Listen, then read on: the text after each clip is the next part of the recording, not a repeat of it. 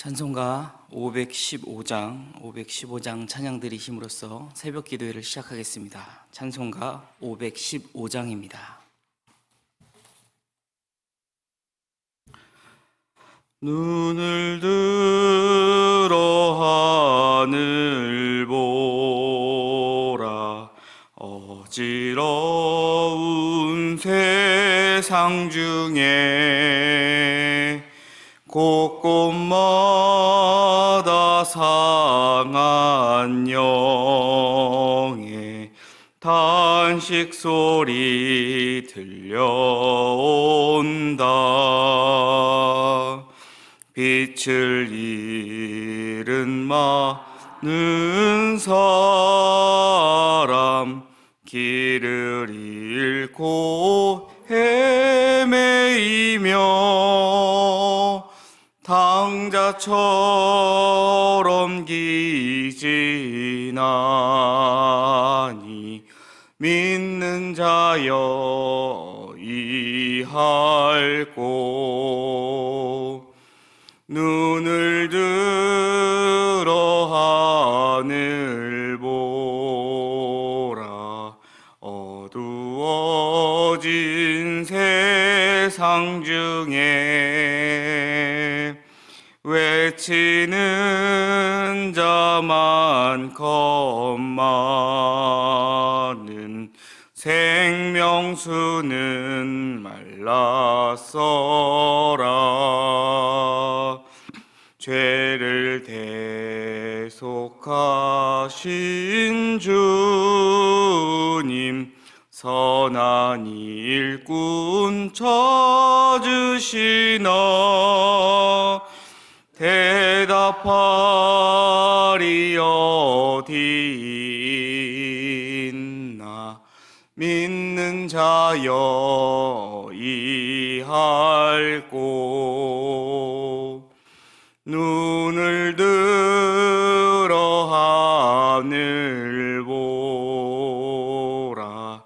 살아계신 주 하나님, 약한 자를 부르시어 하늘 뜻을 전하셨다. 생명수는 홀로 예수, 처음이요 나중이라.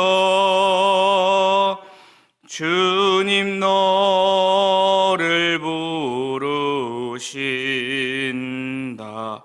믿는 자여 이할고. 눈을 들어 하늘 보라. 다시 사신 그리스도, 만 백성을 사랑하사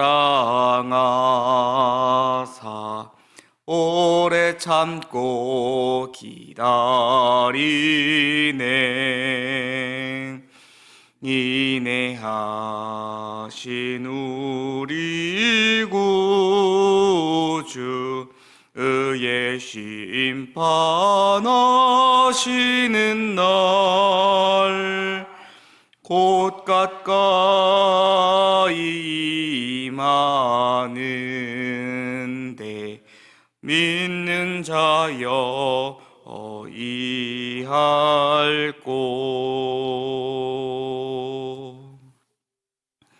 기도하겠습니다.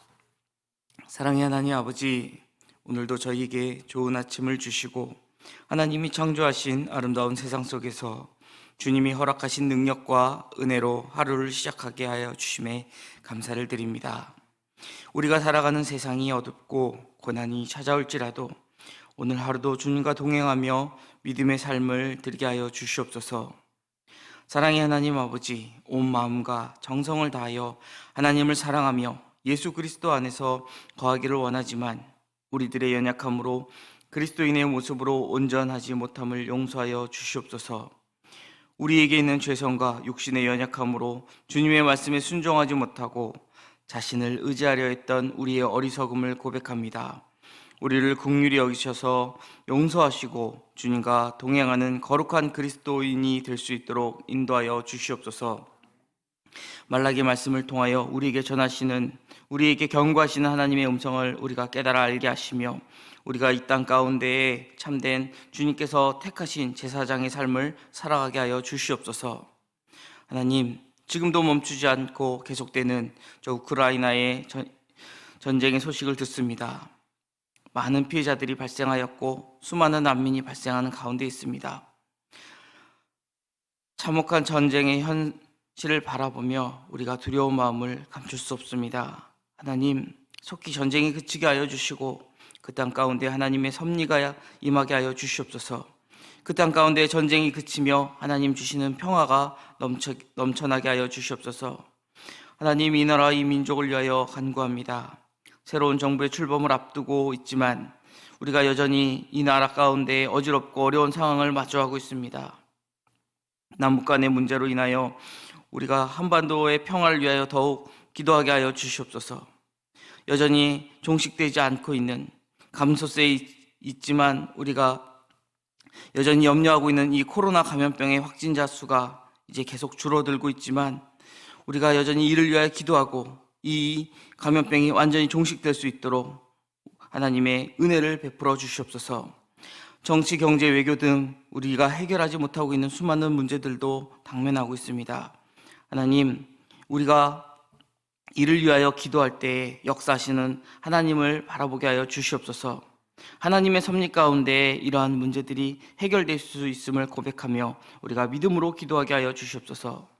이 나라 이 민족을 사랑하시는 하나님, 우리가 더욱 나라와 민족을 위하여 기도할 때에 우리 국가 유정자들을 위해 더욱 기도하게 하시고 우리가 기도할 때 그들에게 지혜를 주셔서 이 국정을 잘 운영해 나가게 하여 주시옵소서. 무엇보다 하나님을 두려워할 줄 알며 정의와 공의를 행하는 자들 되게 하여 주시옵소서. 하나님을 거스르는 민족이 아니라 하나님을 경외하며 더욱 하나님의 뜻에 합한 나라 되게 하여 주시옵소서. 민족을 위하여 간구하는 하나님의 백성의 기도를 들으시사 나라 가운데에 하나님의 은혜와 평강이 풍성히 차고 넘치게 하여 주시옵소서. 사랑의 하나님, 영화교회 새 성전을 건축할 기회를 주심에 감사를 드립니다.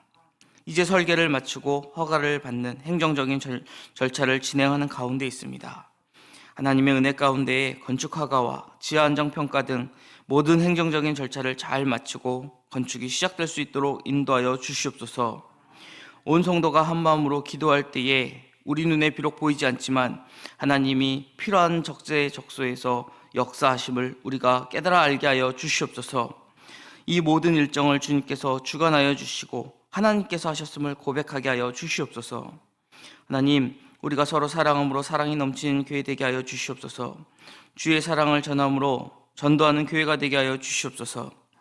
그러므로 말씀의 능력이 나타나고 주의 능력이 나타나며 우리가 한 영혼 한 영혼을 더욱 귀히 여기고 서로에게 관심과 사랑으로 예수 그리스도의 몸된 공동체를 세워나가는 영화교회 되게 하여 주시옵소서. 세우신 담임 목사님은 영육간의 강건함을 허락하여 주시고 함께 동역하는 교육자들에게도 동일한 은혜를 부으사 예수 그리스도의 마음으로 주의 뜻을 감당케 하여 주시옵소서. 멀리 외국에서 일하고 있는 우리 지체들이 있습니다. 하나님, 그들이 어디에 있든지 하나님께서 지켜 보호하여 주시고 어디에 있든지 하나님의 은혜를 간구하며 살아가는 주의 자녀 되게 하여 주시옵소서. 새롭게 일을 시작하는 이들이 있습니다. 하나님, 또 삶의 터전에서 이 코로나를 극복하며 열심히 일하고 나아가는 성도들이 있습니다. 어려운 시대 가운데 있지만 하나님의 은혜를 사모하며 나아가는 그들에게 더욱 힘을 주셔서 이 어려운 때를 잘 헤쳐나가게 하여 주시옵소서. 이 시간도 세계 열방 가운데 주의 복음을 전하기 위하여 세계 각국에 흩어져 복음을 전하는 우리 선교사님들을 지켜주시고 선교사님들 하시는 모든 사역과 또 함께하는 공동체 위에 하나님의 은혜와 평강이 차고 넘치게 하여 주시옵소서. 해외 유학 출장 출타 중인 성도들을 지켜주시고 군에서 복무 중인 우리의 자녀들을 기억하시며 주의 자녀들 어디에 있든지 주의 크신 은혜와 인도하신 가운데 거하게 하여 주시옵소서. 주님, 이 시간도 주의 말씀 사모하는 마음으로 주님 앞에 나왔사오니 주님의 말씀을 들을 때에 말씀 속에서 역사하시는 하나님을 만나게 하시고 말씀을 통하여 은혜 받는 시간 되게 하여 주시옵소서. 감사드리며 사랑이 많으신 예수 그리스도 이름으로 기도드립니다. 아멘. 우리 계속해서 말라기 2장 1절로 9절의 말씀 함께 봉독하도록 하겠습니다. 말라기 2장 1절로 9절의 말씀 우리 함께 봉독하도록 하겠습니다.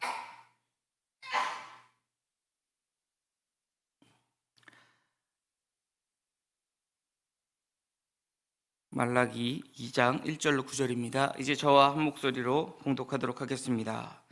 너희 제사장들아, 이제 너희에게 이같이 명하노라. 만군의 여호와가 이르노라. 너희가 만일 듣지 아니하며 마음에 두지 아니하여 내 이름을 영화롭게 하지 아니하면 내가 너희에게 저주를 내려 너희의 복을 저주하리라. 내가 이미 저주하였나니 이는 너희가 그것을 마음에 두지 아니하였음이라.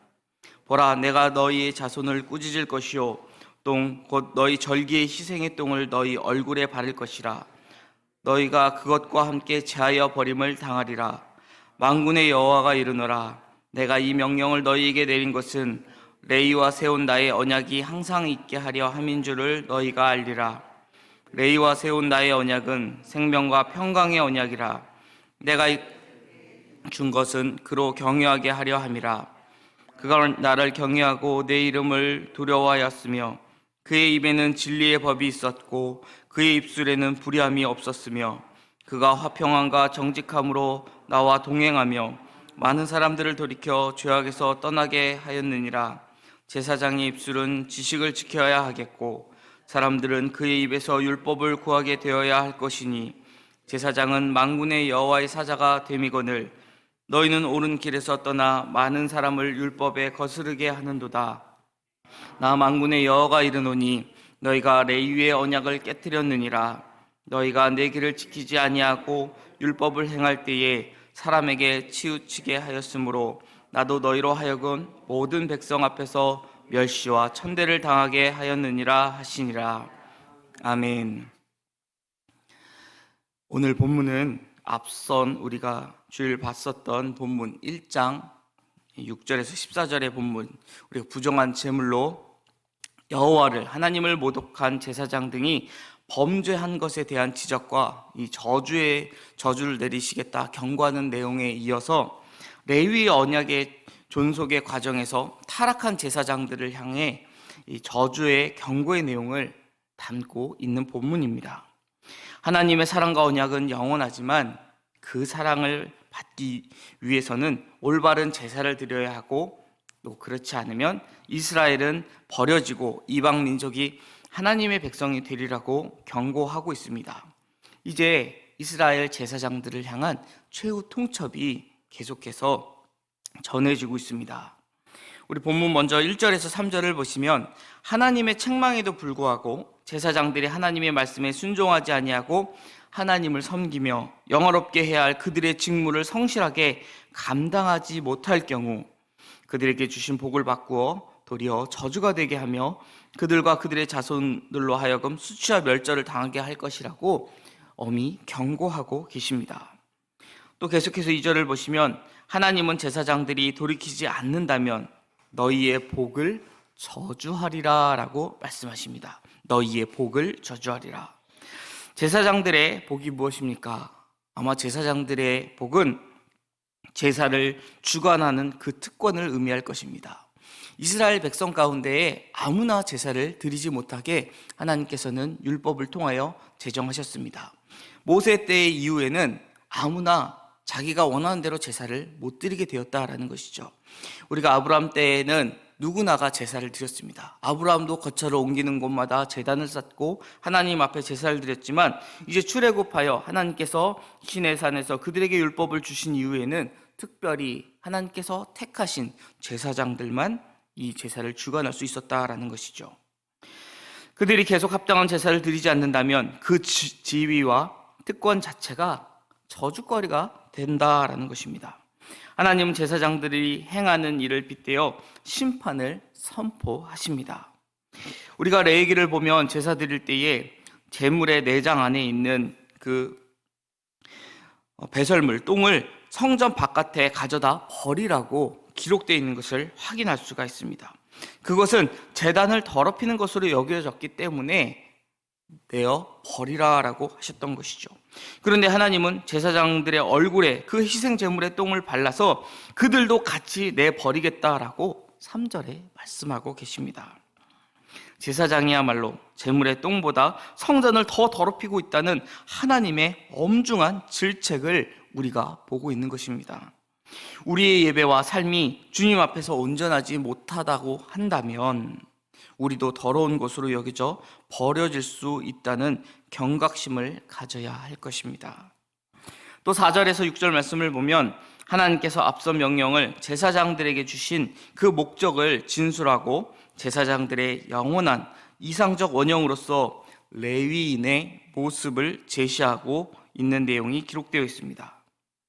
4절에선 하나님께서 제사장들에게 명령을 주신 목적에 대해서 레위와 세운 언약을 항상 존속하게 하기 위함이다라고 말씀하고 계십니다. 레위와 세운 언약.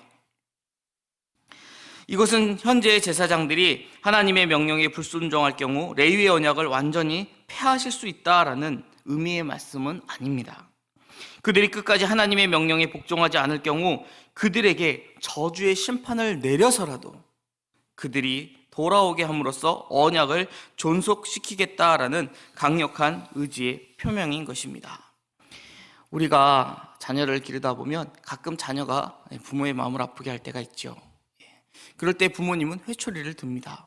아들이 미워서 때리는 것도 분명 있을 수 있습니다. 딸이 미워서 딸을 때릴 때도 있을 수 있습니다. 그러나 부모가 자녀를 징계하는 것에 있어서는 그저 미워서 그들을 아프게 하기 위해서 때리는 것이 아니라 자식을 때리는 부모의 마음도 아프지만 자녀가 옳은 길로 바른 길로 돌아서게 하기 위하여 그렇게 매를 드는 것이 아니겠습니까? 하나님도 같은 마음으로 지금 이렇게까지 해서라도 내가 너희를 저주해서라도 심판을 내려서라도 너희가 내게로 돌아오게 하겠다라고 말씀하고 계시는 것입니다. 이어서 레위 언약은 생명과 평강의 언약이며 그것을 주신 것은 그로 당신을 경외하게 하기 위함이라고 5절 상반절에 말씀하십니다. 또 나아가 과거 레위가 얼마나 하나님 앞에서 신실하고 경건하며 그 직분을 잘 수행하였는지를 밝혀서 현재의 제사장들이 그들의 조상과 대조적으로 얼마나 악하여졌는지 그들의 직분의 고귀함을 잊어버리고 그릇 행하고 있는지를 지금 드러내고 계십니다. 우리가 여기서 레위와 세운 언약이란 야곱의 아들 그 레위와 세운 언약을 의미하는 것이 아닙니다. 야곱의 12아들 중에 네 번째 아들이지 레위라는 아들이 있었죠. 그 사람과 하나님이 세운 언약이 아니라 레위 자손들로 하여금 레위 자손 중에 이제 하나님께서 그들을 택하신 사람들과의 언약을 의미하는 것입니다. 초대 제사장 아론과 그의 아들 엘르아살 또 그의 손자였던 비느하스 등 제사장의 직무를 성실하게 감당하였던 초기 경건한 제사장들을 지금 대표적으로 레위로 우리가 이야기하며 그들과 세운 언약이라고 지금 하나님 말씀하고 계신 것입니다. 특히 레위 언약의 특성을 잘 나타내주고 있는 생명과 평강의 언약이라는 표현은 하나님께서 초대 제사장 아론의 손자였던 이 비느하스에게 영원한 제사장의 직분을 주시겠다라고 하신 그 언약을 주실 때의 말씀을 근거로 표현하고 있는 것입니다. 여기 제사장들의 이상적 원형으로서 레위는 다분히 비느하스를 모델로 하고 있다라고 우리가 볼 수 있는 것이죠. 그리고 레위 언약을 생명과 평강의 언약이라고 표현하는 것은 제사장들의 직분이 백성들로 죄사함을 받아 생명을 얻고 하나님과 화목하게 하여 평강을 누리게 하는 것이기 때문에 그렇습니다. 우리가 구약의 제사를 보면 죄를 지은 사람은 누구나 속죄제를 드리기 위하여 제물을 가지고 제사장 앞에 나아갔습니다. 그리고 그 제물을 잡음으로 그 피를 제단에 뿌려서 제단 뿔에 발라서 그 죄를 사함을 받을 수 있었습니다. 죄를 지은 인간과 영원하신 하나님 그 사이에 중재자 역할을 하는 것이 바로 제사장이었다라는 것이죠. 그런데 당시 제사장들은 백성을 습관적 종교 생활에 머물게 할 뿐 제사의 참된 의미에 대해 아는 바가 없었건 거니와 알았다 하더라도 그 의미를 실현할 의지를 갖고 있지 않은 것으로 보여집니다. 그들에게 있어서 제사라는 것은 그렇게 하라고 율법에 기록되어 있기 때문에 어쩔 수 없이 감당하는 번잡한 행사였고, 또는 생계를 위해서 직업처럼 감당해야 하는 일에 불과했다라는 것입니다. 제물을 가져와 제사를 드리는 백성이 경험하는 변화에 대해서는 아무런 관심이 없었다라는 것이죠. 제사장은 제물을 가져와 제사를 드리는 이 사람들, 하나님을 예배하는 예배자에게 우리가 죄를 지으면 이 제물과 같이, 당신이 가져온 이 짐승과 같이 죽임을 당할 수도 있다라는 것을 우리가 가르쳐야 했다라는 것이죠. 그러나 그들에게는 그런 것이 없었고 그저 형식적인 그 제사만이 남았다라는 것입니다. 우리는 하나님의 진리로 변화되기 위해서 예배를 드려야 합니다. 우리의 예배가 진리를 선포하고 삶의 변화를 일으켜야 합니다. 그저 주일이기 때문에 우리가 교회 나가서 예배 드리는 것이 아니라 정말 내 삶이 변하고 내 심령이 변화되어서 예수 그리스도의 사람으로서 합한 삶을 살아나가는 사람이 되기 위해서 그 은혜를 갈망함으로 예배를 드려야 할 것입니다. 마지막 단락인 7절에서 9절의 내용을 보시면 정도에서 벗어나 스스로 레위 언약을 파기한 현재 제사장들의 형태와 비하 상태에 대해 지적하는 내용이 기록되어 있습니다. 먼저 하나님은 현재 제사장들의 행태로서 제사장들은 하나님의 사자로서 마땅히 그 입술은 지식을 지키고 사람들로 하여금 그의 입에서 율법을 구하게 해야 하지만 도리어 옳은 길에서 떠나 많은 사람으로 율법을 거스르게 하였다고 지적하십니다.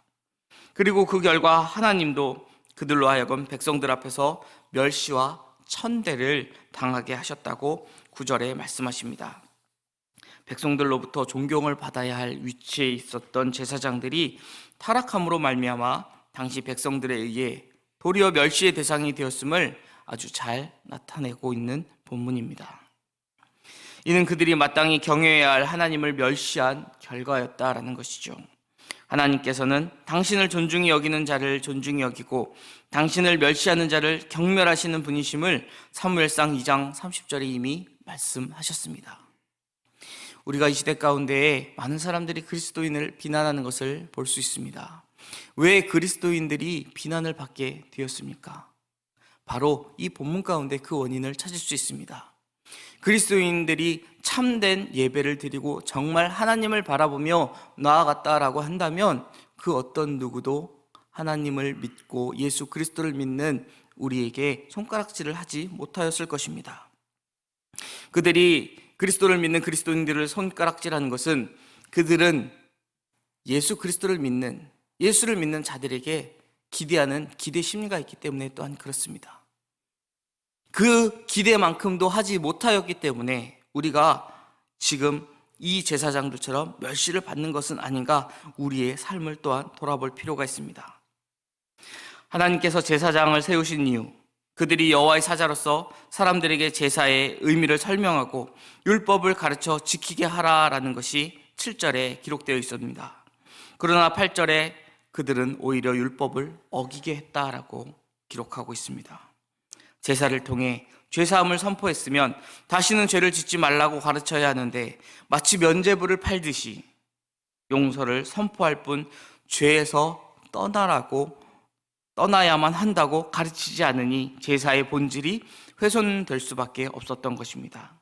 결국 이런 제사장들은 모든 백성 앞에서 멸시와 천대를 당하게 될 것이라고 9절은 우리에게 말씀하고 있습니다. 사실 이러한 현상은 세상에 있는 모든 종교에서 나타나는 현상입니다. 우리나라만 봐도 고려시대에 불교가 부패하고 중이 제법에만 관심을 가질 때에 결국 멸시를 당하며 신진사대부에 의해 멸절당한 역사가 있습니다. 또한 조선시대 유교가 부패하여 선비가 풍수질이나 보고 다녔기에 결국 백성으로부터 버림을 당했다라는 것을 우리는 역사적인 사실을 통해서도 확인할 수가 있습니다. 교회도 마찬가지입니다. 우리가 기독교를 종교로 카테고리로 분류하고 있지만 우리는 기독교가 종교가 아닌 진리임을 믿습니다. 진리인 우리 기독교라 할지라도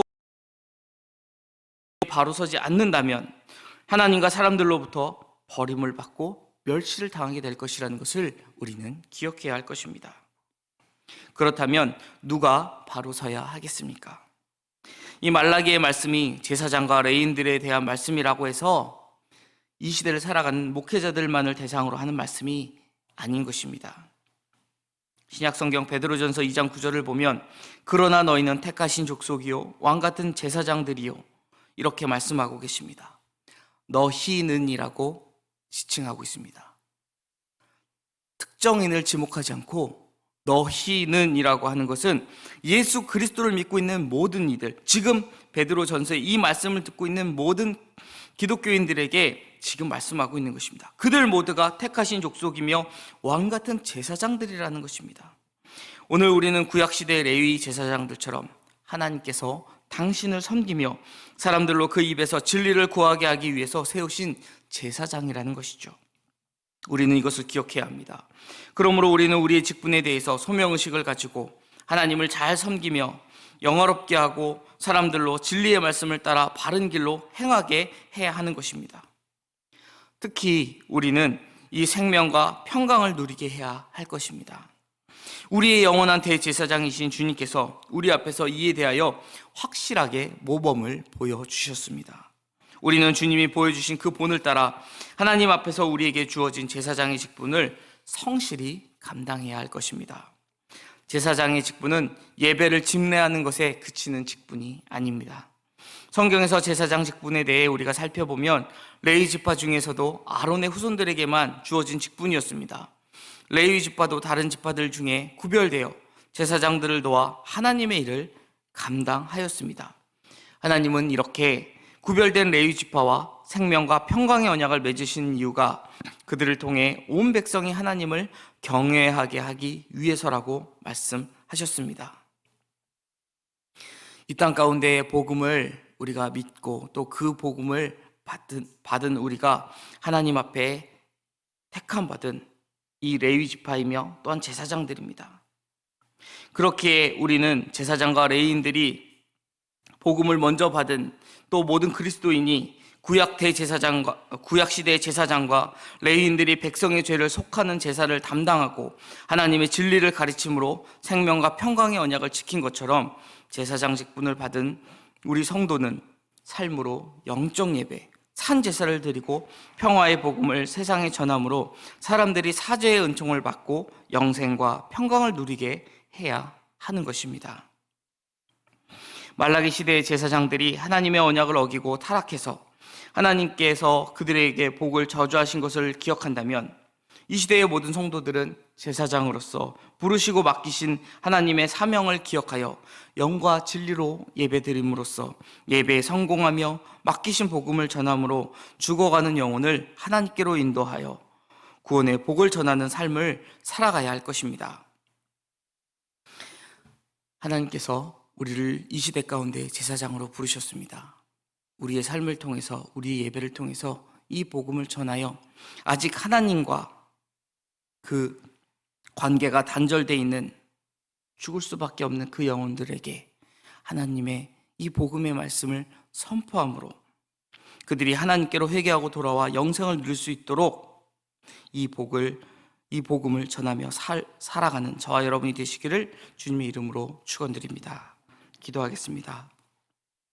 사랑의 하나님 아버지, 죄인인 우리를 예수 그리스도의 보혈로 정결케 하시고 당신의 자녀 삼으시며 또 이 시대의 제사장으로 삼으사 하나님을 알지 못하는 이들에게 복음을 전함으로 생명을 전하게 하심에 감사를 드립니다. 우리에게 맡겨주신 귀한 사명을 잘 감당함으로 하나님을 영화롭고 기쁘게 해드리는 거룩한 성도의 삶을 살아갈 수 있도록 인도하여 주시옵소서. 사랑이 많으신 예수 그리스도 이름으로 기도드립니다. 하늘에 계신 우리 아버지, 아버지의 이름을 거룩하게 하시며 아버지의 나라가 오게 하시며 아버지의 뜻이 하늘에서와 같이 땅에서도 이루어지게 하소서.